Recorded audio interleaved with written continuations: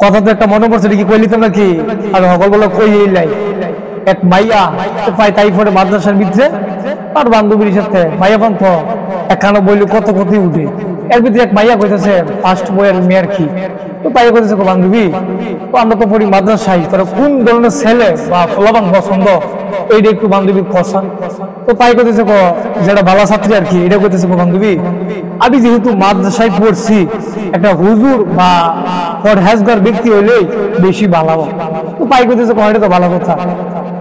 এখন আল্লাহর কি কুদরত আর বিয়াটি কিছু পুলিশের লগে তাই দিয়া বিয়াটি কিছু পুলিশের লগে তো এখন বান্ধবীরা কি মনোযোগ দিন তো তাই আল্লাহর কাছে চাইছিলাম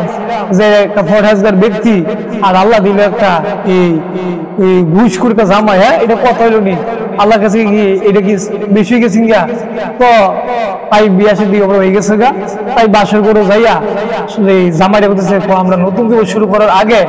আমরা এই নফল নামাজ পড়া শুরু করি আল্লাহর কাছে করে নামাজ পড়ছে নামাজ পড়া কইতেছে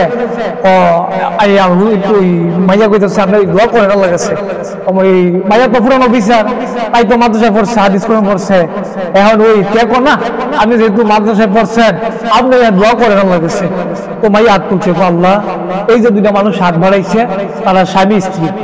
আল্লাহ তারা আজ নতুন জীবন শুরু করতেছে আর আপনার কাছে যে আজ থেকে সুদ আর ঘুষের টিহা আমরা গড়িয়া রাইতো না আল্লাহ ধরা বলে ফেট মারিত লাগে চলুক তারপর আমরা বড় ঘুষের টিহা ঢুকতো না আল্লাহ টিবিলের উর্বু দিয়ে যা খাবার খাই নিচি দিয়ে খাইতাম না আল্লাহ এই চিন্তা বুঝে লাইছি আল্লাহ এভাবে খান্তাছে খালি মাইয়াটা তাই যে এইভাবে কান্দে আর থেকে আমি না করে পারবো তত বিচিন আমি নামিন করতেছে আবার কমাইয়া আল্লাহ ধরলো বলে গাছের পাতা লতা খাইয়া তাহ আল্লাহ মাই ফেট এই বাড়িতে লাগাই চলু তারপর ঘুষের টিহা টেবিলের নিচের টিহা আমরা ঘরে আনতাম না তাই আমিন তাই